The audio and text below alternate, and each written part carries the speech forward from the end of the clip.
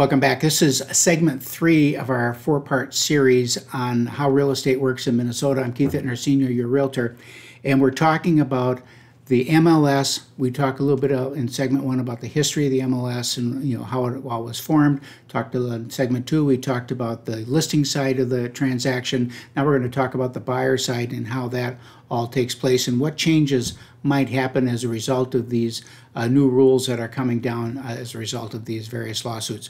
First of all, the lawsuits were filed in the ones that have the biggest impact in Missouri.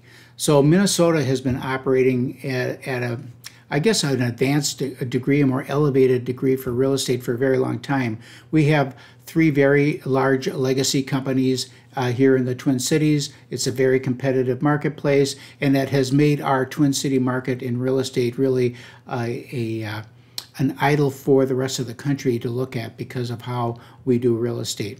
So for the buyer side now, because of the agency law forms and because of this lawsuit, what the Justice Department wanted is that they want pure separation. So they want the buyer to pay their agent and the seller to pay their agent, and they don't want any co-mixing of funds.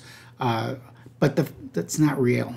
It's not going to happen in the way that they think it could happen. This isn't commercial real estate where a company hires an agent to go out and pays them a finder fee to find them a place to put a gas station. This is someone who wants a home. And many times, especially for minority groups, first-time home buyers, they just don't have a big bag of cash laying around that they can pay their agent, and nor should they. So the seller is the one that is receiving money at the closing table. They're hiring someone to market their property. Some of those marketing dollars are going to go to the other agent's company. All right, so that's a given. So now those monies are reserved by contract in the listing agreement. The buyer, for years in Minnesota, has had a buyer representation agreement. We sit down with a buyer, we go through the agency, we go through representation, and it states clearly in the buyer representation agreement that they are going to have to pay a fee for this service. Now, where does that money come from? Well, in most cases, it comes from the fee that that company or brokerage is collected from the other side, and it offsets whatever fee that that buyer is being charged. Nothing is going to change there. That's still the way it is. Because the rules have changed a little bit where we no longer have to offer even any kind of a payout, you may find a case where you've got a very popular property in a very popular area at a very popular price point where an agent, a listing agent, is maybe not going to offer any payout on that side because he or she figures that they're going to be able to sell it, without another agent. Okay, so now I'm coming in with my buyer and he wants to buy that property and there's zero payout, and we've got a buyer representation agreement signed that says he owes a couple of percent on that property. That means he's really going to have to come up with that couple of percent. So we have to make sure that we have that candid conversation with people and they are afforded the ability to do that. They may choose not to look at the property. If they just don't have the money and there's 10 properties to look at and 2 of them are not paying out so that they're going to have to pay all of the fee, they may choose not to look at it. Or we may have to go in and negotiate that with the other side.